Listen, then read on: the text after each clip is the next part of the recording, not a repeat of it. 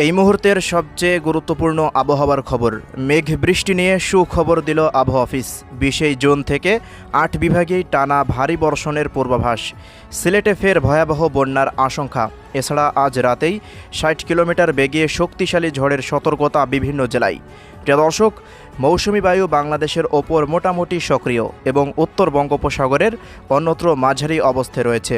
ফলে আগামী 5 দিনে সারা দেশে বৃষ্টিপাতের প্রবণতা বৃদ্ধি পেতে পারে এবং যেসব এলাকায় তাপপ্রবাহ চলছে তাও প্রশমিত হতে পারে বলে জানিয়েছে আবহাওয়া অফিস। সে সঙ্গে কোথাও কোথাও ভারী বর্ষণেরও আশঙ্কা রয়েছে। এদিকে মঙ্গলবার রাতের মধ্যে রংপুর, ময়মনসিংহ, কুমিল্লা ও সিলেট অঞ্চলের ওপর দিয়ে পশ্চিম অথবা উত্তর পশ্চিম দিক থেকে ঘন্টায় 45 থেকে 60 কিলোমিটার বেগে দমকা অথবা ঝোড়ো হাওয়া সহ অস্থায়ীভাবে বৃষ্টি অথবা বজ্র বৃষ্টি হতে পারে। তাই এসব এলাকার নদীবন্দরগুলোকে 1 নম্বর সতর্ক সংকেত দেখাতে বলা হয়েছে।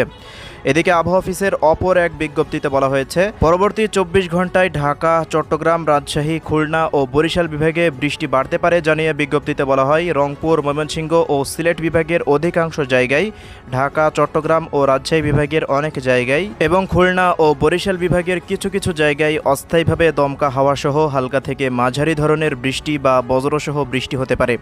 একই সঙ্গে চলমান তাপপ্রবাহ কিছু কিছু জায়গা থেকে প্রশমিত হতে পারে।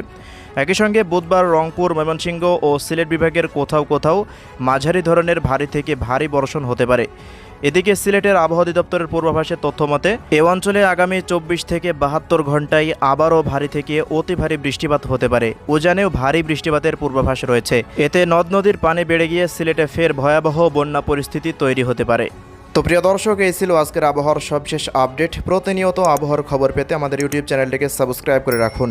ধন্যবাদ।